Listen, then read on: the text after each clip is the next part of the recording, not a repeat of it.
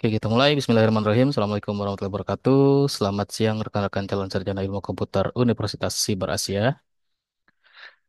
Oke, ini Siang, kita Pak. bertemu di pertemuan ke-6, minggu ke-6, sesi ke-6 ya.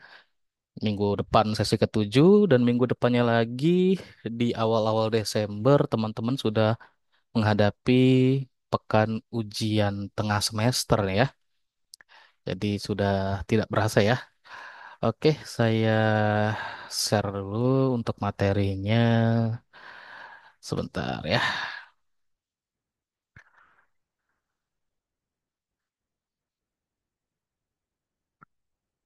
Share. Stop dulu. Oke. Oke. Nah, kita buka kelasnya dulu.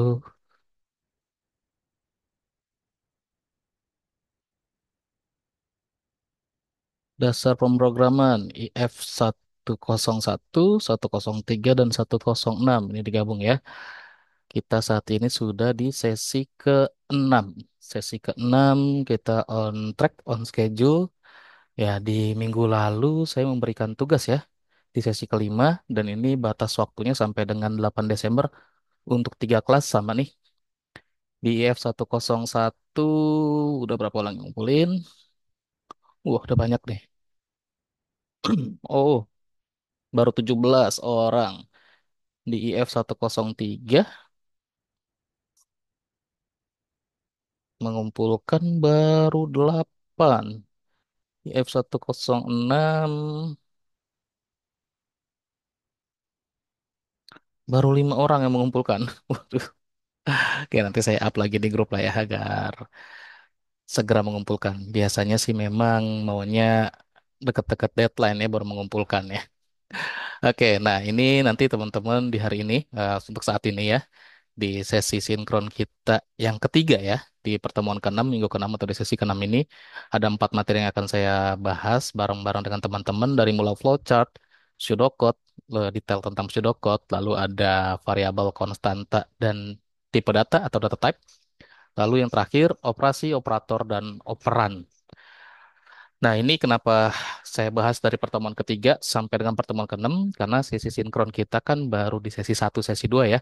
3, 4, 5 yang lalu tidak ada sesi sinkron, baru ada sesi sinkron lagi di sesi ke-6 ini atau minggu ke-6, pertemuan ke-6. Jadi kita bahas dikit-dikit aja, nggak terlalu banyak, karena diharapkan teman-teman juga sudah menyimak modulnya, sudah dipelajari modulnya, dan sudah dipahami materinya ya. Oke, kita mulai dari yang pertemuan ketiga, pembahasan mengenai flowchart. Tidak terlalu banyak yang dibahas, hanya pengertian flowchart, simbol-simbolnya. Terus ada nanti untuk alur atau struktur kendali dari program ya. Nah, kalau untuk flowchart sendiri, ya ini teman-teman juga sudah baca di modulnya ya. Sorry.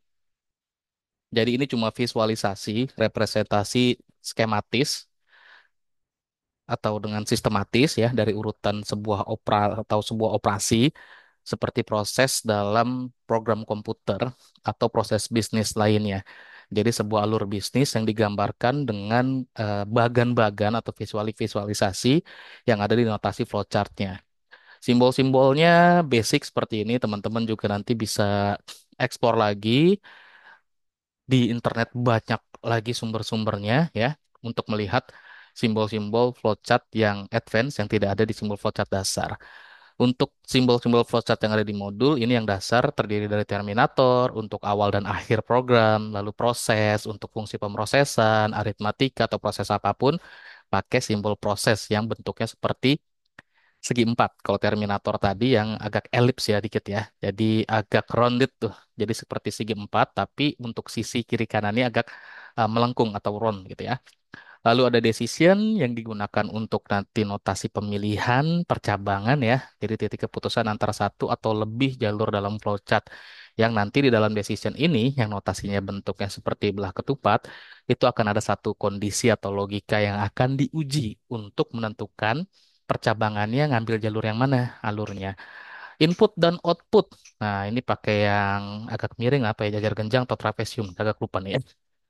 Lalu ada predefined process, ini untuk subroutine atau modul di dalam implementasi program nanti, teman-teman pasti akan membuat sebuah subroutine atau modularisasi, biasanya dengan fungsi atau metode. Nah, itu menggunakan predefined process nih. Lalu ada konektor yang bentuknya lingkaran seperti ini untuk menggabungkan dua bagian program, dan terakhir display. Display ini untuk menampilkan data untuk dibaca atau sebagai output dari programnya ya. Nah, flowchart ini sendiri, tadi ini kelewat ya. Jadi kita untuk menunjukkan suatu algoritma, sistematisnya seperti apa, langkah-langkahnya urutannya seperti apa ya, yang di mana setiap langkah-langkah itu ada interkoneksinya atau ada koneksinya terhubung ya, dari step satu atau langkah satu ke step berikutnya, langkah dua ya, dan langkah seterusnya sampai dengan selesai sebuah algoritmanya. Dan dari flowchart sendiri kita bisa melihat aliran kontrol dari suatu tindakan ke tindakan berikutnya. Nah, kalau aliran kontrol itu apa? Nah, ini ya, struktur kontrol kita bahasnya. Struktur kontrol ini adalah alur sebuah algoritma atau sebuah proses bisnis, bagaimana dia berjalannya atau urutan jalannya seperti apa. Apakah dia nanti ini termasuk ke dalam kita bicara tipe-tipenya ya. Dalam sebuah proses bisnis, dalam seluruh program atau aplikasi, biasanya cuma ada tiga ini aja nih tipe-tipe struktur kendalinya. Apakah dia berurutan atau sekuensial, ataukah dia bercabang, decision gitu ya, pemilihan, ataukah dia berulang, looping. Hanya tiga itu aja. Nah, kalau yang berurutan, contohnya seperti ini. Jadi, instruksi satu atau proses satu sampai ke dengan proses berikutnya sampai dengan selesai, dilakukannya secara berurutan atau sekuensial dari instruksi satu sampai dengan instruksi selesainya. Terus kalau misalkan kita bicara yang kendali bercabang, nah biasanya di sini ada sebuah instruksi yang membutuhkan pilihan atau keputusan terhadap sebuah kondisi yang ada di notasi pemilihan seperti ini. Jika kondisinya bernilai benar, maka akan mengerjakan instruksi untuk kondisi yang bernilai benar itu apa. Tapi kalau misalkan salah, ya mengerjakan instruksi yang ditujukan atau yang ada jika kondisinya tidak bernilai benar atau bernilai salah. Lalu yang terakhir adalah struktur kendali berulang. Nah, ini adalah serangkaian instruksi yang teman-teman gunakan ya untuk biasanya ada sebuah pekerjaan, aktivitas atau instruksi yang dilakukan berulang-ulang kali tapi cukup dituliskan satu kali aja untuk kode programnya. Nah, contoh-contohnya misalkan untuk yang sekuensial, contoh seperti ini, yang dimana kita mau mendapatkan tiga buah bilangan dulu, lalu tiga buah bilangan tersebut dijumlahkan dan ditampilkan hasilnya. Nah, bentuknya seperti ini. Dari mulai start, nah untuk bentuk algoritma atau pseudocode-nya kita pernah bahas di pertemuan satu dan 2. Jadi nggak saya jelaskan ya, kita langsung ke flowchart-nya. Nah, ini notasi untuk start dan notasi untuk stop. Ini notasi untuk input, output, dan proses ya.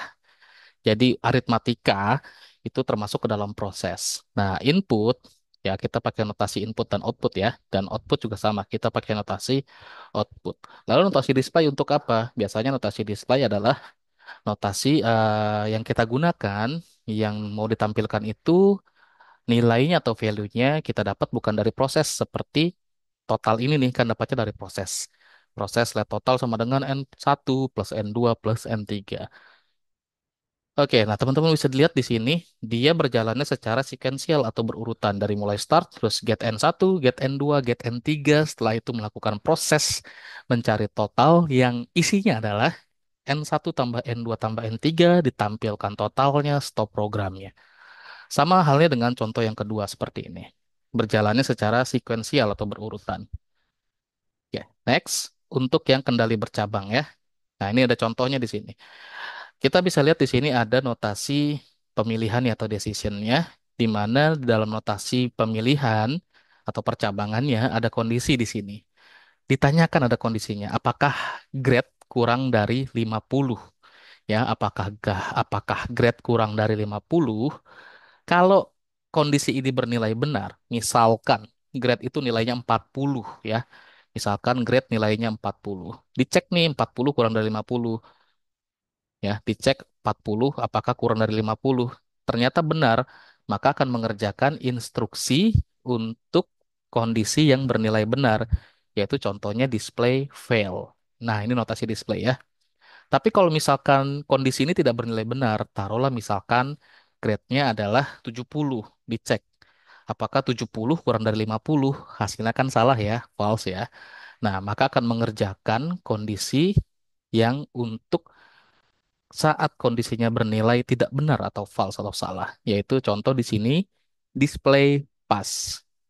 Nah, kalau teman-teman lihat di sini ada lagi penggabungan alur dari percabangannya dan di sini penggabungannya adalah di terakhir, contohnya di stop. Untuk atasnya dia pakai sequential, tapi di sini ada kondisi percabangan atau pemilihan. Terakhir adalah kondisi berulang. Nah, ini serangkaian instruksi yang dituliskan sekali, tapi untuk mengerjakan sesuatu yang lebih dari satu kali. Ada kondisinya juga nih, kondisi yang akan dicek apakah eh, yang akan menentukan berapa kali pekerjaannya akan dijalankan. Ya, kalau misalkan nilainya selalu benar, maka akan terus berulang sampai dengan kondisinya bernilai tidak benar atau salah. Baru lanjut ke proses berikutnya. Contohnya misalkan seperti ini. Ya, contoh di sini ada sebuah algoritma untuk dapetin n, terus ngeset i sama dengan 0. Yang di sini akan ngecek nih, apakah i-nya tidak sama dengan n ya. Selama, oke, selama i-nya tidak sama dengan n dan bernilai benar ya, berarti i dan n ini nggak sama nih. Pokoknya selama i dan n-nya tidak sama akan mengerjakan let i sama dengan i plus 1. Jadi I sama dengan I plus 1 untuk setiap prosesnya. Tapi kalau misalkan I tidak sama dengan N bernilai salah, artinya I dan N ini sama nih nilainya, maka loopnya selesai. Contoh N-nya kita set misalkan 3, ya, N-nya 3, I-nya 0. Nah, dicek nih I-nya masih 0 nih, N-nya 3. Apakah 0 tidak sama dengan 3? Iya, benar. Maka dia akan melakukan proses let i sama dengan i plus 1, yaitu sekarang i-nya 1. Dicek lagi. Ini masih ke sini lagi ya, karena selama bernilai benar dia akan balik ke sini nih. Sekarang i-nya 1, dicek apakah tidak sama dengan 3, masih benar. Ngerjain lagi yang let i sama dengan i plus 1, yaitu i-nya sekarang 2. Tadi 1 ditambahin 1 jadi 2. Dicek lagi, karena masih bernilai benar nih, masih balik ke sini prosesnya ya. Sekarang taruhlah I-nya sekarang sudah 3. Nah, N 3 ya, contohnya. Nah, dicek apakah 3 tidak sama dengan 3. Oh, 3 sama 3 ini sama nih. Kondisi ini sudah bernilai salah atau tidak benar, false. Maka selesailah perulangannya, dilanjut ke proses berikutnya. Kalau di sini contohnya prosesnya selesai. Contoh seperti itu. Nah, di contoh yang berikutnya juga sama seperti contoh yang tadi. Jadi selama kondisi perulangannya ini bernilai benar, maka akan selalu melakukan perulangan. Saat kondisi perulangannya bernilai tidak benar atau salah atau false, perulangannya selesai berakhir lanjut ke proses selanjutnya. Oke, itu adalah penjelasan untuk yang materi ketiga tentang flowchart, di mana tadi kita bahas definisi atau konsep flowchart, simbol-simbolnya, plus tadi ada struktur kendali yang ada 3 jenis atau 3 tipe, yaitu berurutan atau sekuensial, bercabang, precision, pemilihan, dan berulang atau looping. Next, tentang pseudocode. Sebenarnya udah pernah dibahas di pertemuan 1 dan 2, tapi ini hanya detailing aja, lanjutan dari materi yang sebelumnya. Kayak misalkan bentuk penulisannya seperti apa, contoh dan penyelesaian masalahnya, sama ada beberapa studi kasusnya. Nah, pseudocode sudah pernah dijelaskan juga ya. Jadi ini deskripsi informal atau bahasa tingkat tinggi. Jadi ini seperti sketsa atau draftnya coding yang nanti akan diimplementasikan dengan bahasa pemrograman tertentu ya. Jadi rancangan algoritmanya dulu, rancangan nanti programnya akan seperti apa dibuatnya. Jadi bikin sketsa kodenya dulu dengan bahasa tingkat tinggi, informal ya, bukan dengan bahasa pemrograman, tapi hanya sketsa dari bahasa pemrograman yang nanti kalau mau diimplementasikan ke bahasa pemrograman tertentu tinggal disesuaikan aja. Oke, nah aturan-aturannya juga ada 5 ya, yang ini juga sudah dijelaskan di pertemuan sebelumnya. Jadi yang pertama tulis satu pernyataan untuk setiap baris. Nah ini biar tidak ambigu, biar tidak numpuk. Jadi satu perintah atau satu statement setiap baris aja.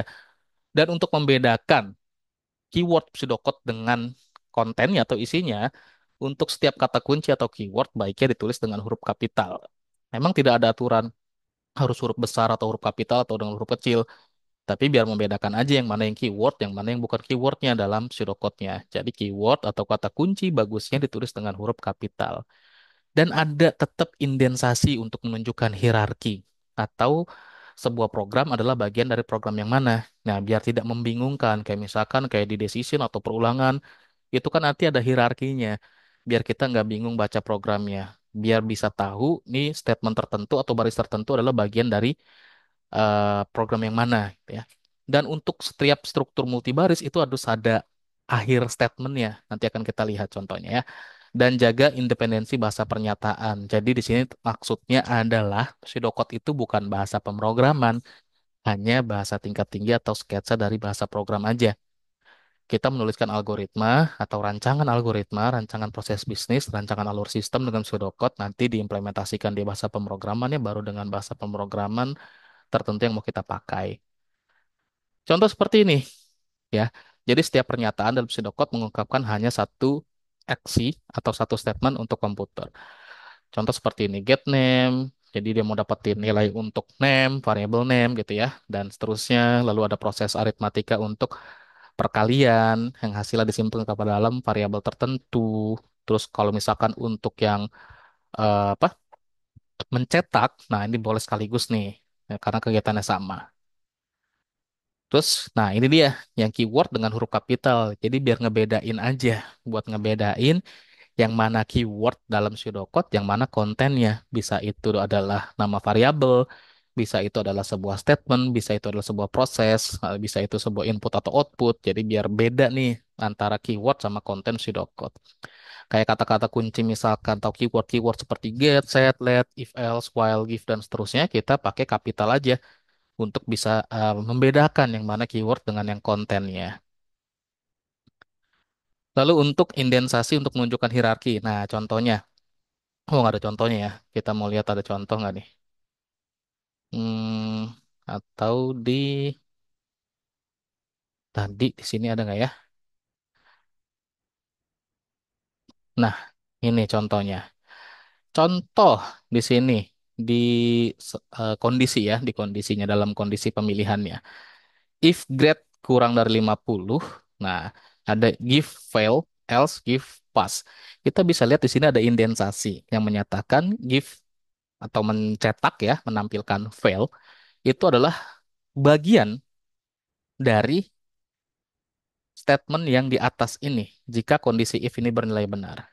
Tapi kalau misalkan kondisinya bernilai salah, dia punya program atau punya statement give pass. Ya. Contoh juga seperti ini nih. Kita lihat di sini kan ada keyword method yang semuanya di bawah keyword method itu ada indennya, ada tabnya yang menyatakan seluruh yang di dalam ini nih di setelah method ya sampai dengan give pass ini adalah bagian ya dari statement method. Contoh seperti itu. Sama seperti ini nih kita lihat di sini. Yang perulangan. Ya, kita lihat di pas perulangan while i tidak sama dengan n, ada let i sama dengan i plus satu. Kita bisa menyimpulkan let i sama dengan i plus satu adalah bagian statement bagian dari perulangan while ini.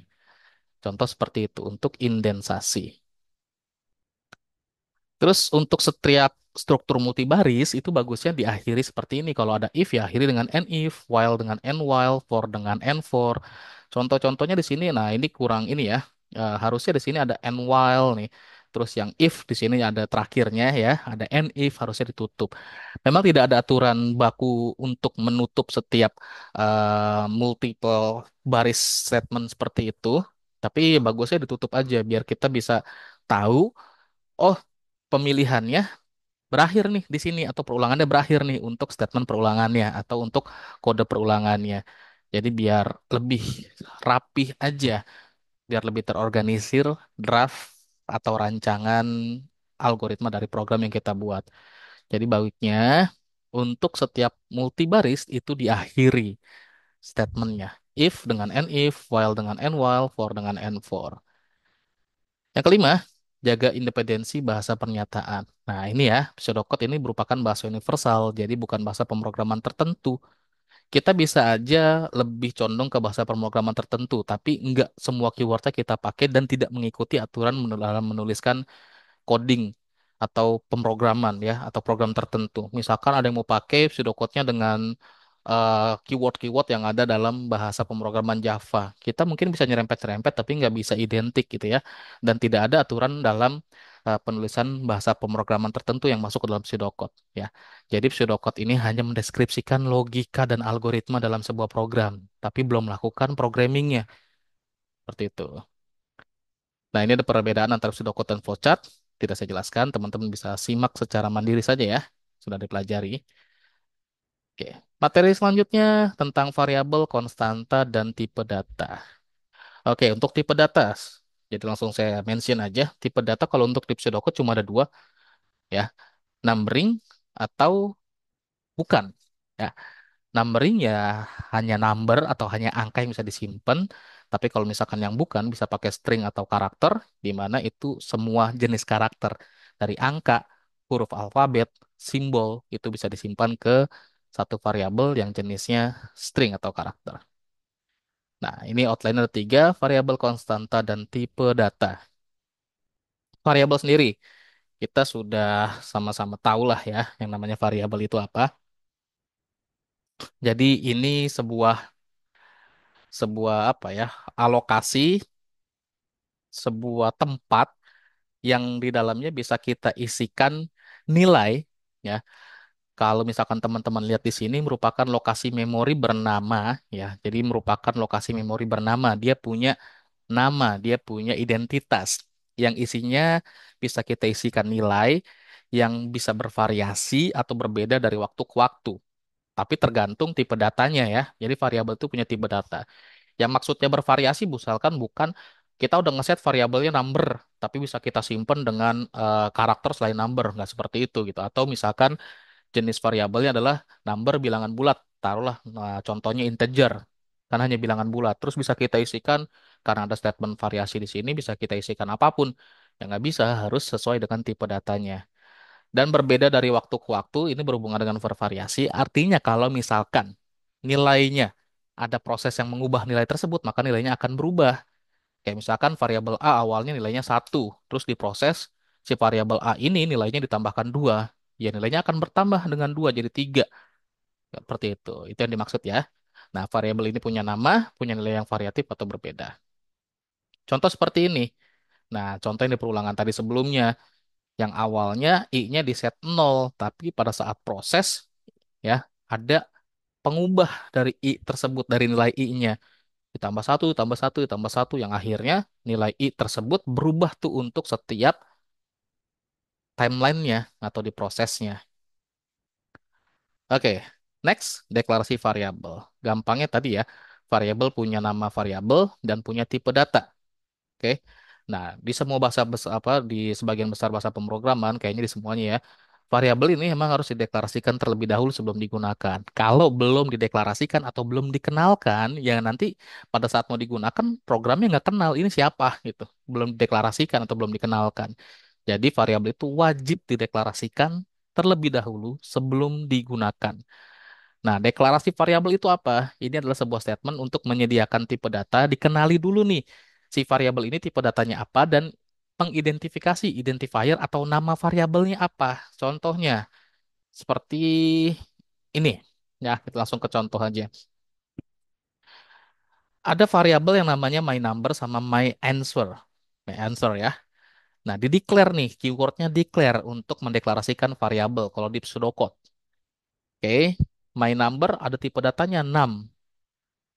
Ya, artinya ini numbering nih. Hanya bisa nyimpen nilai numbering aja. Yang my answer juga sama, tipe datanya adalah 6. Nah, dua variabel ini harus dideklarasikan dulu, harus dikenalkan ke programnya. Begitu pula di pseudocode harus dideklarasikan dulu sebelum digunakan di proses-proses selanjutnya. Oke. Nah, ini pemberi nama variabel ya. Jadi memberikan nama variabel itu ada aturannya nih di sini nih. Ada yang sensitif apa ya, ada yang case sensitif atau tidak.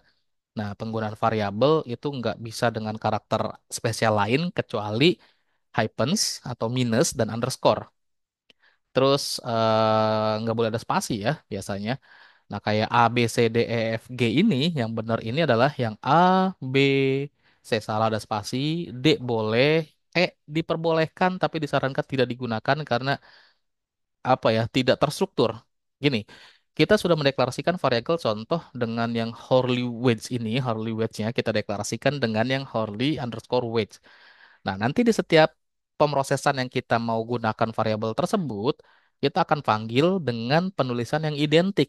Jadi kalau nanti nulisin yang nggak terstruktur seperti yang ini, nanti akan bingung sendiri. Karena biasanya ya, bukan biasanya, tapi memang sebuah bahasa pemrograman case sensitif tuh. Kalau udah kita deklarasikan contohnya dengan yang poin B, contohnya, ya semua nanti kita harus mengikuti yang aturan penulisan poin B ini pada saat kita mau mengelola variabelnya, harus identik dituliskannya. Atau yang misalkan yang D nih, nah kita harus ikuti itu. Yang F nggak bisa karena ada karakter spesial khusus, G juga nggak bisa. Oke, nah ini cuma tipe-tipe apa, sorry, memberi nama variabel.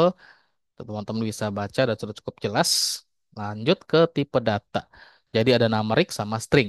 Ya, tadi sudah saya jelaskan numeric sama string. Intinya numbering atau numeric ya buat nyimpen nilai yang berupa angka. Selain angka nggak bisa ya. Dan itu nanti bisa diproses ya dengan proses aritmatika atau apapun gitu ya. Yang penting pengelolaan angka. Kalau string ya untuk teks atau huruf dan karakter spesial lainnya. Bukan hanya angka aja, tapi semua karakter bisa di string. Tapi kalau string nggak bisa dilakukan operasi aritmatika, hanya operasi string aja yang bisa dilakukan. Lalu ada konstan. Nah, konstan ini berbeda dengan variabel. Kalau konstan atau konstanta ini nilainya fix ya. Oke, nilainya fix. Untuk pendeklarasiannya sama seperti variabel, ada tipe datanya, ada identifiernya, boleh dikasih nilai awal seperti ini. Yang membedakan adalah ada keyword const-nya aja di awalnya. Oke, lanjut ke materi terakhir mengenai operasi, operator, dan operan. Nah, ini penting kita pahami nih. Kadang-kadang yang sudah expert, yang sudah pro, ya istilah ini lupa ya. Bukannya tidak paham, tapi terkadang lupa tuh yang mana yang operator, yang mana operan.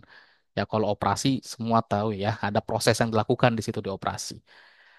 Operator yaitu adalah simbolnya atau pengubahnya mau gimana nih? Mau ada proses apa dalam sebuah operasi? Kalau operan itu biasanya adalah variabelnya. Oke, kita lihat aja di sini. Nah, ini contoh ada operasi penjumlahan X plus Y.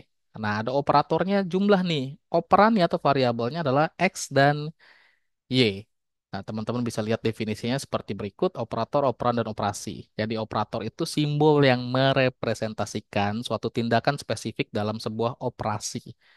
Operan itu objek dari sebuah operasinya, biasanya adalah sebuah variabel. Kayak contoh di notasi X plus Y, operatornya plus, operannya adalah X dan Y, operasinya adalah pemrosesan data beraturan aturan yang spesifik, gabungan dari operator dan operan seperti apa. Contoh seperti ini.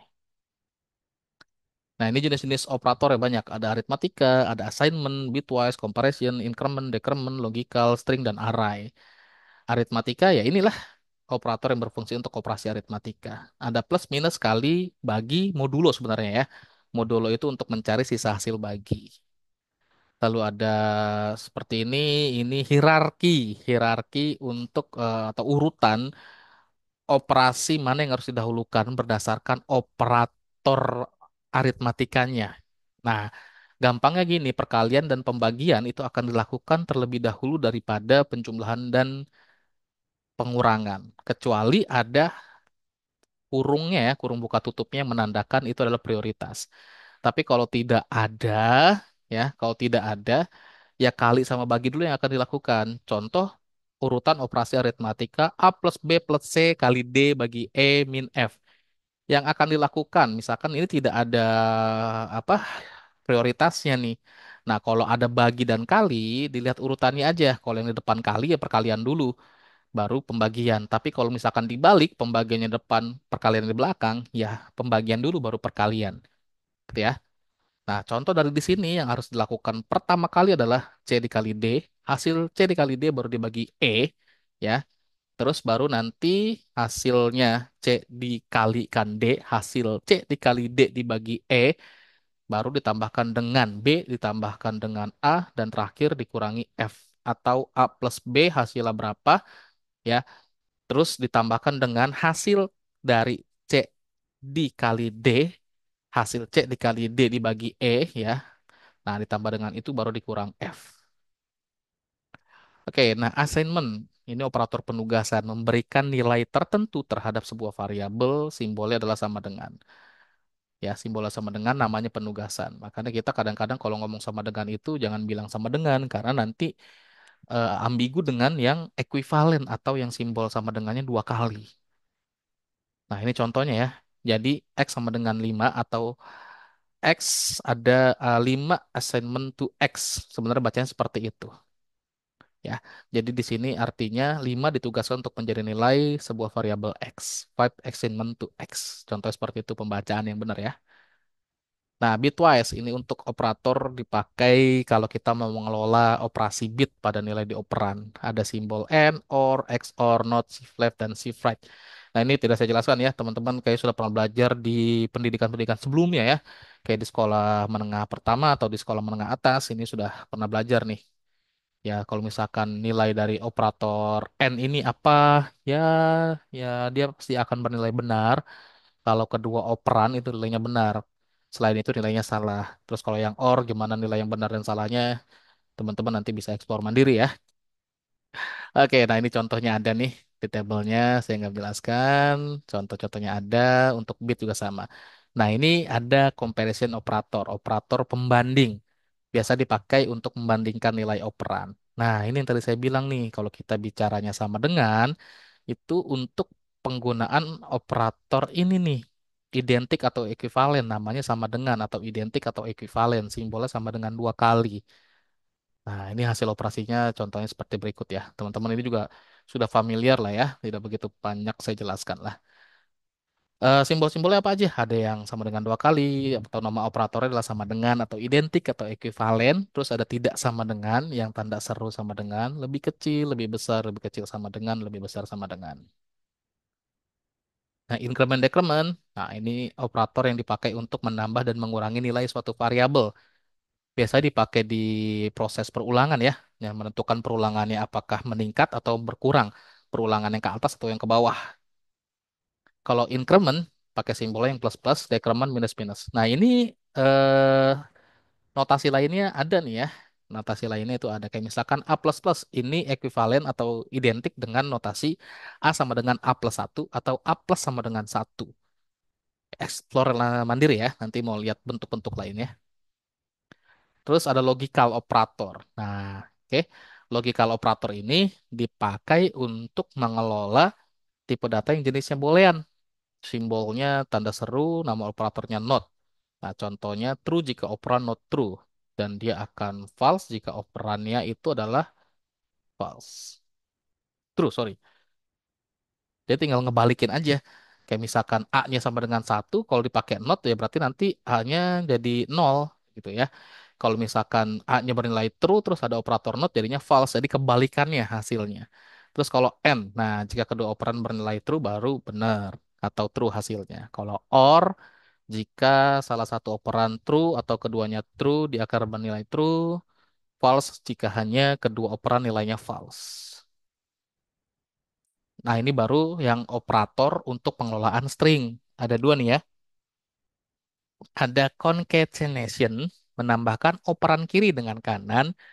Terus ada concatenating assignment, menambahkan argumen pada sisi kanan dengan kiri. Contohnya seperti apa? Kita langsung lihat. Nah, ini ada concatenation sama concatenation assignment. Nah, kalau yang ini kan assignment ya. Jadi A punya nilai hello, B punya nilai word. Kita pakai operator concatenation dot atau titik A concatenation B, jadi digabungkan nih world-nya gabung ke hello. Sebenarnya ini nggak ada spasinya ya, jadi langsung hello world nyambung kayak gitu buat nyambung dua string kalau concatenation. Terus kalau yang concatenation assignment, nah contoh seperti ini, menambahkan menyambung argumen pada sisi kanan dengan kiri. Contoh ada A di sini, hello nih. A-nya punya nilai hello. Nggak ada variabel lain, tapi variabel A ini mau ditambahkan nilainya dengan word. Jadi nggak ada variabel lain. Jadi simbolnya A, ada concatenation apa concatenating assignment-nya, ditambahkan nilai A itu tadi dengan karakter word. Jadi nilai A-nya jadi hello world. Jadi cuma nambahin ya, berbeda dengan yang seperti ini. Kalau ini ngegabungin. ya. Concatenation ngegabungin. Kalau yang concatenation assignment menambahkan. Jadi ngedit nilai lah ya. Gitu. Oke, array operator terakhir. Nah, ini untuk memanipulasi operan atau tipe data atau variabel ya, variabel yang bertipenya array. Ada union, ada sama dengan dan tidak sama dengan. Union menggabungkan sama dengan untuk membandingkan apakah sama atau tidak, yang tidak sama dengan untuk membalik nih apa? Untuk membandingkan juga dan untuk melihat apakah nilainya sama atau tidak. Contoh seperti ini yang menggabungkannya. Oke, selesai pembahasan dari 4 materi kita dari pertemuan ketiga sampai dengan pertemuan keenam. Mungkin kalau ada yang mau nyimak, ada yang mau ditanyakan, silakan.